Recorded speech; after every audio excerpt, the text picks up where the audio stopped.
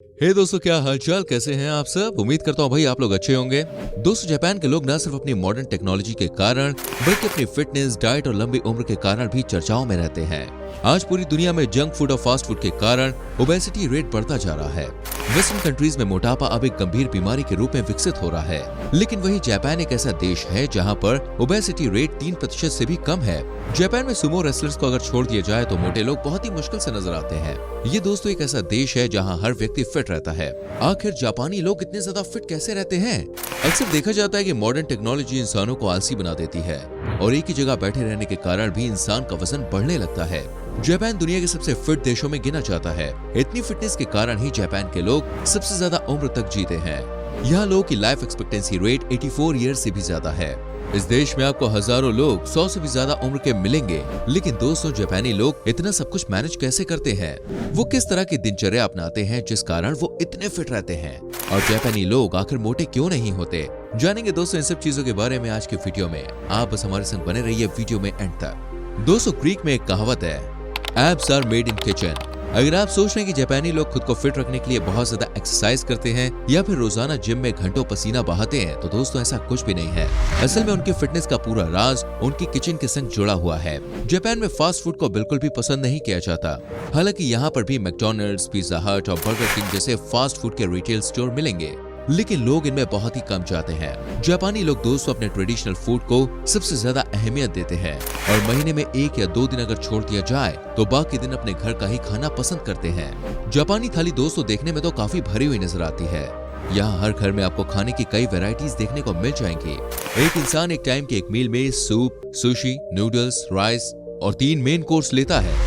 आप सोच रहे होंगे भाई इतना सब कुछ एक वक्त में खाने के बाद भी लोग मोटे क्यों नहीं होते? असल में दोस्तों इन सब खाने की जो क्वांटिटी होती है वो बहुत ही कम होती है। जापान के लोग बहुत ही छोटे बर्तनों का इस्तेमाल करते हैं, जिससे खाने की क्वांटिटी अपने आप ही कम हो जाती है। साथ ही अलग अलग डिशेस से उन्हें सभी न्यूट्रिएंट्स भी भरपूर मात्रा में मिल जाता है। दोस्तों, जब आप जापान के होटल या रेस्टोरेंट में खाना खाने जाते हैं तो वहाँ भी आपको बिल्कुल घर जैसा ही खाना मिलेगा। रेस्टोरेंट्स में बहुत ही कम मात्रा में फूड सर्व किया जाता है। इसके अलावा जापान के लोग हारा हाचिबु की प्रक्रिया को अपनाते हैं। इसका मतलब है कि वो लोग अपना पेट सिर्फ 80% तक ही भरते हैं। जब उन्हें लगता है कि उनका पेट 80% फुल हो गया है तो वो खाना खाना बंद कर देते हैं। ऐसा इसलिए क्योंकि पेट में खाना पहुंचने के बाद दिमाग तक उसे सिग्नल पहुंचने में कुछ मिनटों का वक्त लगता है। ऐसे में जब तक हमारे दिमाग को पता चलता है कि पेट भर गया है, उस समय तक हम लोग जरूरत से ज्यादा खाना खा लेते हैं। साथ ही जापान के लोगों का कम खाने का राज है चॉपस्टिक्स। अगर आपने कभी दोस्तों चॉपस्टिक से खाने का ट्राई किया है तो आपने देखा होगा कि उसमें खाने का जो हिस्सा होता है वो बहुत कम आता है। कम हिस्सों में बहुत देर तक खाने के कारण ही जापान के लोगों को ऐसा लगता है कि उनका पेट भर गया है, जो उन्हें फिट रखने में मदद करता है। आपको बता दें कि जापान में कुकिंग का तरीका दोस्तों बिल्कुल अलग होता है। एक और जहां हमारे देश में ज्यादा मसालेदार और तेल वाले खाने को स्वादिष्ट समझा जाता है, वहीं जापान में तेल, घी और मसालों का बहुत ही कम इस्तेमाल किया जाता है। यहाँ पर खाना बनाते टाइम उसमें पानी का भरपूर इस्तेमाल किया जाता है। साथ ही खाने को तेल या घी के बजाय पानी के भाप में पकाया जाता है, जिससे खाने के न्यूट्रिएंट्स खराब नहीं होते। जापानी लोग अपनी डाइट में दोस्तों रेड मीट की बजाय सी फूड को इम्पोर्टेंस देते हैं। पूरी दुनिया में इस्तेमाल किए जाने वाले सी फूड का 10% हिस्सा सिर्फ जापानी लोग खा लेते हैं। इसलिए चारों ओर से समुद्र से घिरा होने के बावजूद जापान को अपनी जरूरत पूरा करने के लिए सी फूड इम्पोर्ट करना पड़ता है। एक और जहां रेड मीट इन्फ्लेमेटरी होता है और उसमें कोलेस्ट्रॉल और फैट की मात्रा ज्यादा होती है, वहीं सी फूड प्रोटीन और ओमेगा 3 से भरपूर होता है। साथ ही जापान के लोग डेयरी प्रोडक्ट्स का इस्तेमाल भी कम करते हैं, क्योंकि डेयरी प्रोडक्ट्स में भी फैट काफी ज्यादा होता है। हम लोग जहाँ खाने के बाद दोस्तों डेजर्ट में मिठाई खाना पसंद करते हैं, वहीं जापान के लोग डेजर्ट में हेल्दी फ्रूट्स या सुशी खाते हैं। दोस्तों, आजकल भागदौड़ भरी जिंदगी में लोगों का खाने का शेड्यूल फिक्स नहीं रहा है, लेकिन जापान में हर इंसान नियम से दिन में 3 बार की प्रॉपर मील लेता है। वो सबसे पहले सुबह 7 से 8 के बीच ब्रेकफास्ट करता है, दिन में 1 बजे के लगभग लंच करता है और शाम को 6 से 8 के बीच डिनर करता है। टाइम टेबल के अनुसार खाना खाने से डाइजेस्टिव सिस्टम सुचारू रूप से दोस्तों काम करता है। अगर जापान में लोगों को अपनी मील से अलग समय पर भूख लगती है तो वो उसमें भी जंक फूड के बजाय राइस, केक्स और क्रैकर्स खाते हैं। इसके अलावा वो प्रोबायोटिक्स, जूस और दही खाना भी पसंद करते हैं। दोस्तों, जापान के लोगों का हेल्दी रहने का एक और कारण है ग्रीन टी। ग्रीन टी में कई एंटीऑक्सीडेंट्स और कैटेकिन्स होते हैं, जो स्वास्थ्य के लिए बहुत ही ज्यादा अच्छे होते हैं। ग्रीन टी पीने से मेटाबॉलिज्म बढ़ता है, साथ ही ये वेट कंट्रोल करने और स्किन एजिंग में भी मदद करता है। जापान के लोग सुबह शाम ग्रीन टी जरूर पीते हैं। यहाँ सभी रेस्टोरेंट्स में खाने से पहले ग्रीन टी मुफ्त में सर्व की जाती है। ये लोग दोस्तों ग्रीन टी के इतने शौकीन होते हैं कि एक तरफ उनके आगे 56 भोग रखे होते हैं और दूसरी तरफ तो उनकी पहली पसंद ग्रीन टी ही होगी। ये एक ऐसा देश है जहाँ बड़ी संख्या में वेंडिंग मशीन्स लगी हुई हैं, लेकिन दोस्तों उन वेंडिंग मशीन से भी लोग ज्यादातर हेल्दी खाना ही खरीदना पसंद करते हैं। वेंडिंग मशीन्स के द्वारा भी सबसे ज्यादा ग्रीन टी की सेल ही जापान में होती है। खाने पीने की दोस्तों बात हो गई तो चलिए अब जापानी लोग के लाइफस्टाइल के बारे में चर्चा करते हैं। देखिए जापान में लोग इस तरह की लाइफस्टाइल जीते हैं जो उन्हें फिट और पतला रखने में हेल्प करती है। जापान में ज्यादातर लोग पब्लिक ट्रांसपोर्ट का इस्तेमाल करते हैं। ऑफिस के प्यून से लेकर डायरेक्टर और सीईओ तक हर कोई ट्रेन या बस का इस्तेमाल करता है। लोगों के पास अपनी गाड़ियां तो हैं, लेकिन उनका इस्तेमाल वो बहुत ही कम करते हैं। रोजमर्रा की जिंदगी के काम वो पैदल या फिर साइकिल से ही करना पसंद करते हैं। बच्चे स्कूल या तो साइकिल से जाते हैं या फिर पैदल, भले उनका स्कूल 5 किलोमीटर हो या फिर 10 किलोमीटर दूर। दोस्तों आपने डोरेमोन जैसे जापानीज कार्टून में भी देखा होगा कि किस तरह सभी बच्चे पैदल ही स्कूल आते जाते हैं। जापान के लोग समय के काफी पाबंद होते हैं और यहाँ ट्रेन भी ज्यादा से ज्यादा 20 सेकंड ही लेट होती है। अपनी हेल्थ और फिटनेस को बरकरार रखने के लिए जिम के बजाय घर का काम ये लोग खुद करते हैं। यहाँ तक कि स्कूल खत्म होने के बाद बच्चे ही पूरी स्कूल की सफाई करते हैं। बर्तन धोना, कपड़े धोना और अन्य साफ सफाई जैसे कामों के लिए मशीन्स होने के बावजूद ये लोग अपने हाथ से ही सारा काम करते हैं।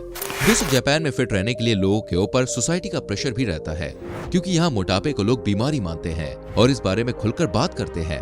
अन्य एशियन देशों या पश्चिमी देशों में यदि किसी मोटे व्यक्ति से उसके मोटापे को लेकर बात की जाए तो वो बहुत ही जल्दी बुरा मान जाता है, लेकिन जापान में दोस्तों ऐसा नहीं है। आजकल सभी बड़ी कंपनीज मोटे लोगों के लिए ट्रिपल एक्सल से लेकर 7XL साइज तक के कपड़े बना रही है, लेकिन फ्रेंड्स जापान में मोटे लोगों के साइज के कपड़े मिलते ही नहीं है।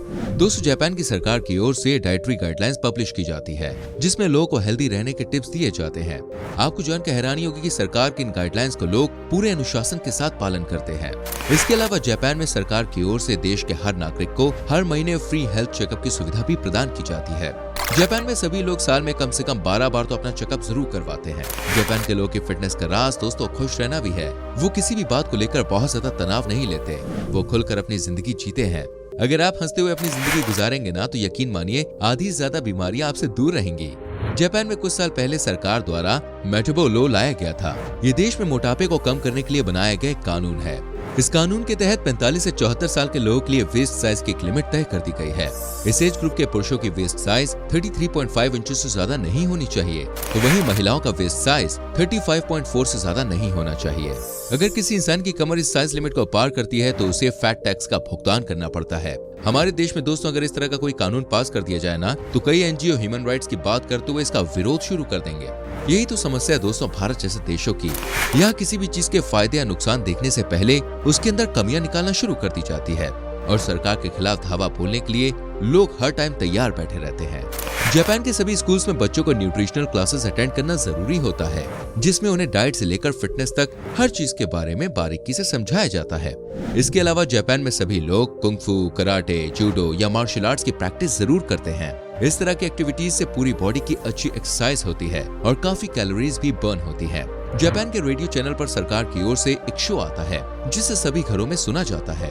उस शो में देश के नागरिकों को वर्कआउट कराया जाता है। जापान के ज्यादातर लोग रोजाना सुबह उठकर उस शो को सुनते हैं और एक्सरसाइज करते हैं।